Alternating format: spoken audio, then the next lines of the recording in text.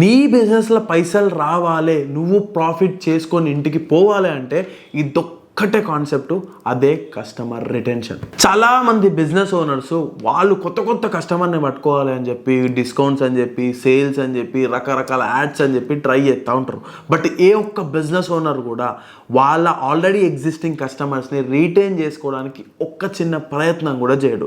దానివల్లనే బిజినెస్లు అన్నీ కూడా కుడుస్తున్నాయి. మీరు మీ ప్రోడక్ట్ ఆర్ సర్వీస్ని ఎంత పర్ఫెక్ట్గా డెలివరీ చేస్తున్నారు అనేది ఎంత ఇంపార్టెంటో, మీ కస్టమర్ యొక్క ట్రస్ట్ అండ్ లాయల్టీని గెయిన్ చేసుకోవడం కూడా అంతే ఇంపార్టెంట్. నా బిజినెస్లో యూజ్ చేసే 3 సింపుల్ స్ట్రాటజీస్ చెప్తా, యూజ్ అవుతుంది అనిపిస్తేనే సేవ్ చేసుకో. ఫస్ట్ది రిపీటెడ్ బయ్యర్స్ని రివార్డ్ చేయడం, అంటే క్యాష్ బ్యాక్లతోని లేకపోతే హ్యూజ్ డిస్కౌంట్స్తోని. నేనైతే నా ప్రీమియం కస్టమర్స్కి డైరెక్ట్ బిల్స్ పైన రాసిస్తా, అన్న నెక్స్ట్ టైం నువ్వు వస్తే నీకు గిన్ని పైసలు డైరెక్ట్ ఆఫ్ చేస్తా, లేకపోతే ఈ సర్వీస్ ఫ్రీగా ప్రొవైడ్ చేస్తా అని చెప్పి.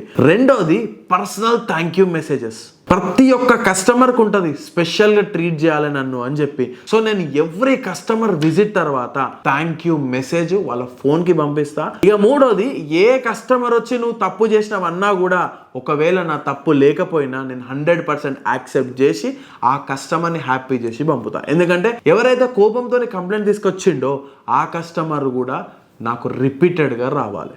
నీ బిజినెస్లో కస్టమర్ రిటెన్షన్ ఉంది అంటే నీ కస్టమర్స్ బ్లైండ్గా నిన్ను నమ్ముతారు అని చెప్పి అర్థం. సో నేను చెప్పేది ఒకటే, ఈ రోజు నుంచి నీ బిజినెస్లో అట్లీస్ట్ ఒక 10 మందికి థ్యాంక్ యూ మెసేజ్లు పెట్టు, 10 మంది నుంచి ఫీడ్బ్యాక్ తీసుకో, 10 మందికి ఫోన్ చేసి ఏం కావాలి, ఇంకా నేను ఏం ఇంప్రూవ్ చేయాలని చెప్పి అడుగు. నీ బిజినెస్ సక్సెస్ కాకపోతే నాకు మెసేజ్ చేసి తిట్టు.